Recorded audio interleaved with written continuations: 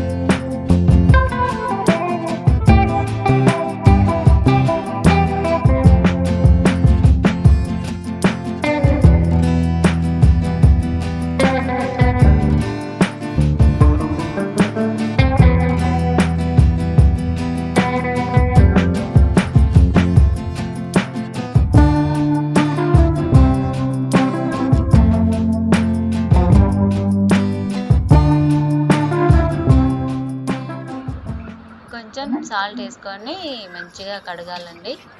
ఒక్కొక్క ఆకు నీట్గా కడిగేసుకోవాలి.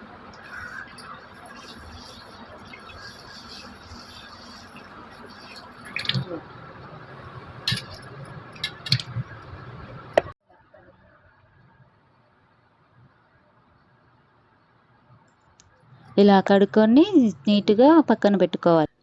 1 కప్పు శనగపిండి తీసుకోవాలి. అందులో 1 టేబుల్ స్పూన్ బియ్యం పిండి వేసుకోవాలి. 2 స్పూన్ల కారం వేసుకోవాలి. తగినంత వేసుకోండి. మీరు ఎంత కారం తింటే అంత. నేనైతే 2 స్పూన్లు వేస్తున్నా. కొంచెం చిటికెడు పసుపు,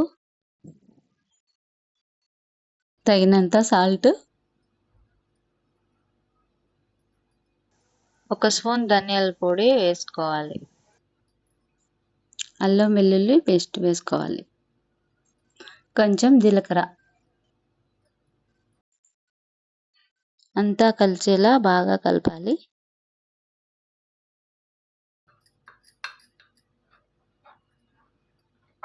మిశ్రమం అంతా మంచిగా కలవాలి.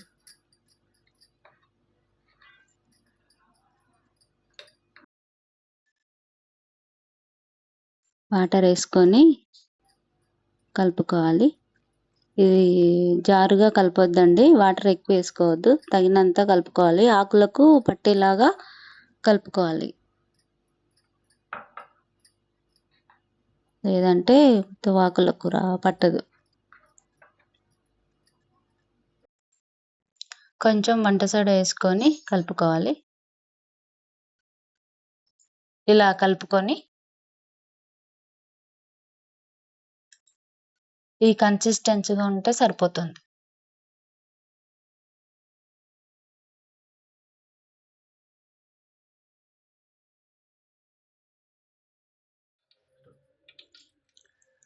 ఆయిల్ వేడయ్యాక 1 ఆకు తీసుకొని పిండి పట్టేలా తీసుకొని 1 ఆకు వేసుకోవాలి.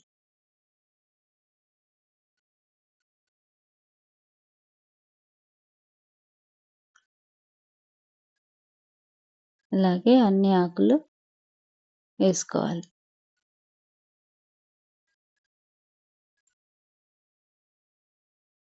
ఒక్కొక్క ఆకు ముంచి వేసుకోవాలి.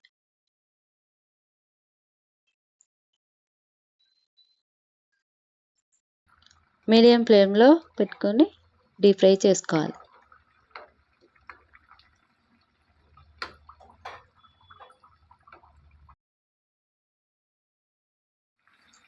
ఇలా గోల్డెన్ కలర్లో వచ్చే వరకు వేయించుకోవాలి.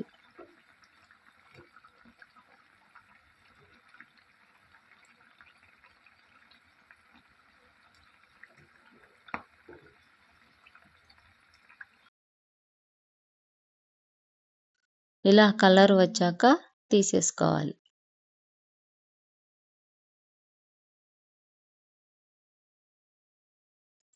ఇలా ప్లేట్లోకి తీసుకోవాలి. ఇలా మిగతావన్నీ వేయించుకొని తీసుకోవాలి.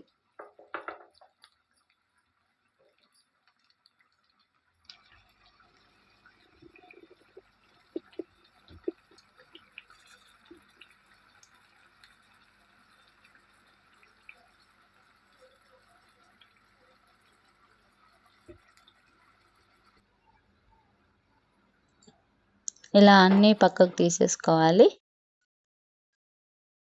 చూడండి ఎంత బాగా వచ్చాయో, గోల్డెన్ కలర్లో చాలా బాగున్నాయి కదా. మీరు ట్రై చేయండి. ఇంతే అండి, వామాకు బజ్జీలు రెడీ. చూడండి ఎంత క్రిస్పీగా వచ్చాయో, ఆకు కూడా బాగా కాలింది.